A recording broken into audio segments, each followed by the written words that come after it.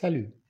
Dans une vidéo précédente, nous avons appris que le signe du discriminant d'un polynôme du second degré indique l'existence des racines réelles de ce polynôme, les valeurs qui annulent ce polynôme. Je vous rappelle que le discriminant d'un polynôme du second degré est le nombre réel noté delta, et défini par delta égale à b au carré moins 4ac, où a, b et c sont les coefficients réels du polynôme. Et je tiens à vous avertir que a, le coefficient d'x au carré, doit être différent de 0. Nous avons vu que si le discriminant delta est nul, alors le polynôme admet une racine réelle double, x0 égale a moins b sur 2a. Pourquoi cette racine est-elle appelée double? Voici la réponse. Lorsque delta est nul, le polynôme peut s'écrire sous cette forme factorisée.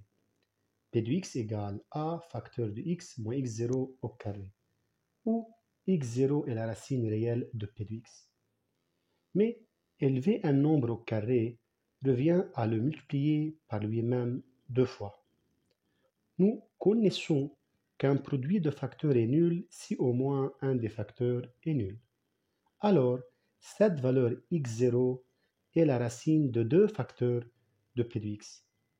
Donc, ce polynôme admet deux racines réelles égales, qui se représentent par une seule, appelée racine double.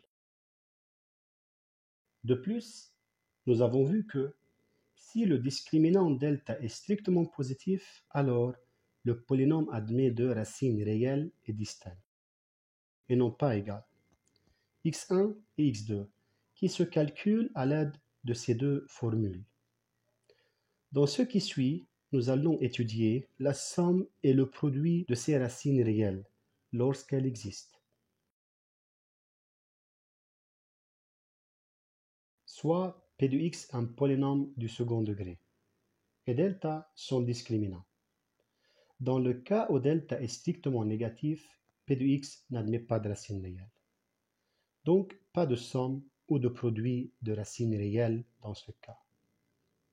Les racines réelles n'existent pas dans ce cas. Commençons alors par le cas où delta est nul. Dans ce cas, nous avons deux racines réelles égales. Notons petit s la somme de ces deux racines égales et petit p leur produit. Alors, la somme s'exprime par, en remplaçant x0 par moins b sur 2a. Même dénominateur.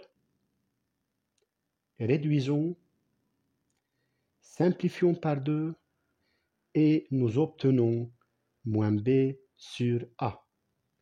Donc, la somme des racines est égale à moins b sur a, où a est non nul. Passons au calcul du produit de ces racines et remplaçons x0 par moins b sur 2a. Multiplions les signes, les numérateurs et les dénominateurs. Mais, par hypothèse, delta est nul. Alors, b au carré moins 4ac est égal à 0. D'où b au carré est égal à 4ac. Remplaçons alors b au carré par 4ac. Simplifions par 4 et par a, sachant que a est non nul. Et nous trouvons que le produit est égal à c sur a. Alors, nous venons de vérifier que lorsque delta est nul, la somme des racines réelles d'un polynôme du second degré est égale à moins b sur a, et leur produit est égal à c sur a. Étudions un autre cas, le cas où le discriminant delta est strictement positif. Nous savons que, dans ce cas, le polynôme admet deux racines réelles et distinctes, x1 et x2. Donc, leur somme s'exprime par le suivant. Même dénominateur. Réduisons le numérateur. Simplifions par 2. Et nous trouvons que la somme des racines lorsqu'elles sont distinctes est égale à moins b sur a. nous avons obtenu la même somme dans le cas où les racines sont égales, moins b sur a. Voyons si nous aurions également le même produit. Remplaçons x1 et x2 par leur expression. En multipliant et réduisant les numérateurs et les dénominateurs, nous obtenons. Vous pouvez vérifier ce calcul si vous voulez. Remplaçons delta par b au carré moins 4ac. Puis, réduisons de nouveau le numérateur.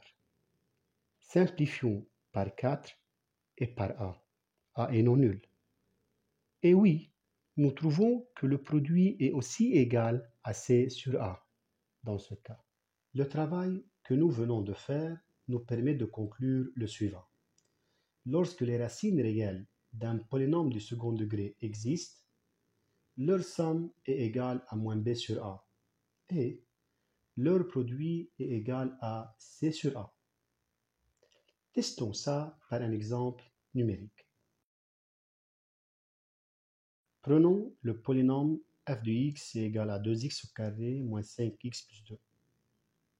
Son discriminant est égal à 9. Positif. Donc, il admet deux racines réelles et distinctes, x1 et x2 telles que x1 est égal à 2 et x2 est égal à 1 sur 2. Voyons si les relations trouvées vont être vérifiées. La somme des racines est égale à 5 sur 2. Moins b sur a est égal à 5 sur 2. Alors, la relation entre la somme des racines de f de x et ses coefficients est vérifiée. Le produit des racines est égal à 1 et c sur a est égal à 1 aussi. Alors, la relation entre le produit des racines de f de x et ses coefficients est encore vérifiée. Maintenant, reprenons le polynôme p de x. Nous avons vu précédemment que p de x peut s'exprimer par a facteur de x au carré plus b sur ax plus c sur a, à condition que a soit non nul. Donc, nous pouvons supposer que p de x est égal à a fois un autre polynôme, q de x.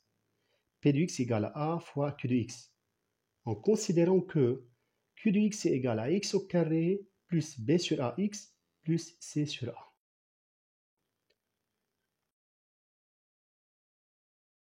Ce signe plus, là, va subir une petite modification. Moins fois moins est égal à plus. Donc, réécrivons q de x de cette façon. Écriture claire et justifiée. Ce rapport moins b sur a est égal à la somme des racines de p de x. Et ce rapport c sur a est égal au produit de ces racines. Remplaçons les rapports par S et P, la somme et le produit. Et nous obtenons cette expression-là, une forme qui nous permet d'exprimer le polynôme en fonction de la somme et du produit de ces racines. P de x égale à 0 est équivalent à a fois q de x égale à 0, d'après l'égalité. Mais a est non nul, condition nécessaire. Donc, c'est q de x qui est nul. Que signifie cette équivalence? Les deux polynômes p de x et q de x ont les mêmes racines, c'est-à-dire toute valeur qui annule l'un annule l'autre. En d'autres termes, q de x est un polynôme du second degré dont les coefficients sont la somme et le produit des racines de p de x. Un exemple. Considérons les nombres réels u égale à 5 et v égale à 3. La somme de ces deux nombres est égale à 8. Et leur produit est égal à 15. U et V sont les racines d'une infinité de polynômes du second degré. Mais elles sont les racines de ce polynôme particulier aussi. Q de x est égal à x au carré moins 8x plus 15. Q de x est égal à x au carré moins sx plus p. U et V sont-ils vraiment les racines de q de x? Voyons. 5 annule q de x et 3 annule q de x. Nous avons appris comment trouver un polynôme sachant la somme et le produit de ses racines. À quoi ça sert?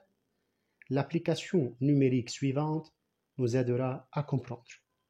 Dans cette application, nous sommes censés trouver deux nombres réels dont la somme est égale à 2 et le produit est égal à moins 35. Donc, la somme est 2 et le produit est moins 35. D'après ce que nous venons d'apprendre, ces deux nombres réels, s'ils existent, ils sont les racines d'un polynôme particulier de la forme q de x égale à x au carré moins sx plus p, où s est leur somme et p est leur produit. Donc, ils sont les racines du polynôme q de x égale à x au carré moins 2x moins 35, s'il existe. Pour calculer les racines de q de x, commençons par le calcul de delta. Et delta est égal à 144. Positif. Ce qui confirme l'existence des racines de q de x, donc les nombres que nous cherchons. Si le discriminant était négatif, nous saurions que ces nombres n'existent pas, mais ce n'est pas le cas. Q de x admet deux racines réelles et distinctes, x1 et x2. Et si vous faites le calcul nécessaire, vous trouverez que x1 est égal à moins 5 et x2 est égal à 7. La somme de ces deux nombres est égale à 2, puisque moins 5 plus 2 est égal à 2. Et le produit de ces deux nombres est égal à moins 35, puisque moins 5 fois 7 est égal à moins 35. Conclusion, moins 5 et 7 sont les nombres que nous sommes censés trouver. Dans cette question, il nous demande de vérifier que 3 est une racine du polynôme p de x, et puis de déduire la deuxième racine de ce polynôme. P de 3 est égal à 0. Donc, 3 est une racine de p de x. Comment déduire l'autre? Voyons. x1 égale à 3 est la première racine de p de x. Nous avons appris que le produit des deux racines est égal à c sur a, donc p est égal à moins 6. Cette information est suffisante pour déterminer la deuxième racine, car x1 fois x2 est égal à moins 6, ce qui implique que 3 fois x2 est égal à moins 6. Nous obtenons ça en remplaçant x1 par sa valeur 3. Et puis, nous trouvons que x2 est égal à moins 6 sur 3, ce qui est égal à moins 2. Mais la valeur trouvée, moins 2, est-elle vraiment la deuxième racine de p de x? Vérifions. P de moins 2 est égal à 0. Donc, moins 2 annule p de x. D'où, moins 2 est la deuxième racine de p de x et elle est trouvée sans le calcul du discriminant de p de x, mais à partir de la relation entre la somme et le produit des racines de p de x et ses coefficients. Pour cette notion, j'arrête là. À la prochaine vidéo. Soyez au contact et à la vision. Au revoir.